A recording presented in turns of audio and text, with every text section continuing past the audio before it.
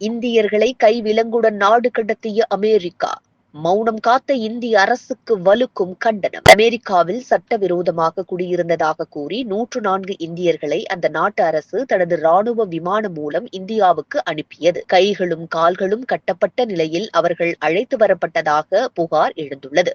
நாடு கடத்தப்பட்டவர்கள் பயணம் முழுவதும் தங்கள் கைகள் மற்றும் கால்கள் கட்டப்பட்டிருந்ததாகவும், இந்தியாவின் அமிர்தசரஸ் விமான நிலையத்தில் தர இறங்கிய பின்னரே தங்கள் கை விலங்கு மற்றும் கால்களில் கட்டப்பட்ட சங்கிலிகள் எடுக்கப்பட்டதாகவும் கூறினர். இது தொடர்பான வீடியோ வெளியாகி நாடு முழுவதும் பெரும் அதிர்ச்சியை ஏற்படுத்தியது.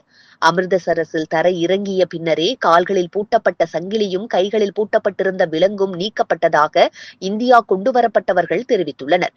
இதனிடையே இந்த சம்பவம் இந்தியர்கள் மத்தியில் பெரும் அதிர்ச்சியையும் கொந்தளிப்பையும் ஏற்படுத்தியிருக்கிறது. இது தொடர்பாக வெளியான படங்களும் இதனை உறுதி செய்திருக்கிறது.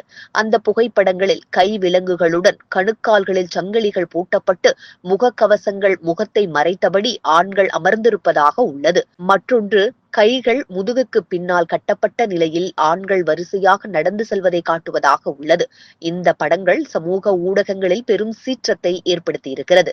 இந்தியர்கள் இந்த அளவுக்கு அவமதிக்கப்பட்டு இதுவரை பார்த்ததில்லை என நெட்டிசன்கள் தங்களின் ஆதங்கத்தை வெளிப்படுத்தி வருகின்றனர். மேலும் கைதிகளை போன்று இந்தியர்கள் நடத்தப்படுவதாகவும் நெட்டிசன்கள் தெரிவித்து வருகின்றனர்.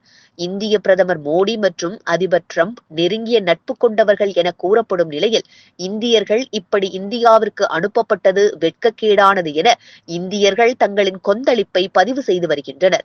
இதனிடையே இது போன்ற செயலில் ஈடுபட்ட அமெரிக்காவையும் ஏன் இப்படி செய்தீர்கள் என கேட்காமல் மௌனம் காத்து வரும் இந்திய அரசையும் எதிர்க்கட்சிகள் சரமாரியான கேள்விகளை எழுப்பி வருகின்றனர்.